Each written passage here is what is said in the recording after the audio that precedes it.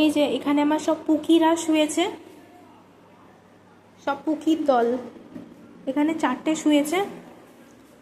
তো এদের এখন খেতে দিতে হবে, এদের ডিনার টাইম। তো এদের আজকে নতুন বাটি এসছে, এই বাটিতে করে আজকে এরা খাবে, নতুন বাটি।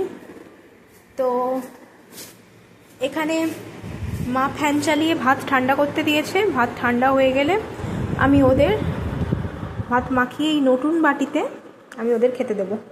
এই যে এখানে চিকেন ঢাকা দিয়ে রাখা আছে, সকালে করেছিলাম, তো ঢাকা দিয়ে এখানে রাখা আছে। আর এই গামলায় ভাত মাখিয়ে আমি চিকেন দিয়ে ওই বাটিতে করে আমি দেবো, নতুন বাটিতে খাবে। এখানে মাই গামলায় ভাত ঢেলে দিচ্ছিল, কারণ আমার হাতে ছিল আঁশ আর মায়ের হাতে ছিল নিরামিষ, তাই জন্য।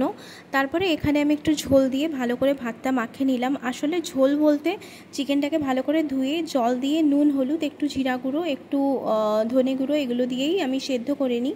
তারপরে ফাইনালি আমি যাচ্ছি এদেরকে খেতে দিতে। সবগুলোর অবস্থা দেখো, কে আগে কাকে ঠেলে বেরোবে এরকম একটা ব্যাপার, মানে কে আগে খাবে, আমাকে তো বেরোতেই দিচ্ছিল না। তারপরে ফাইনালি আমিও বেরোলাম ওদের পেছন পেছন। তো তারপরে প্রথমে আমি বাটিগুলো দিয়ে দিয়েছিলাম, তারপরে আমি একে একে সবগুলোকে খেতে দিলাম।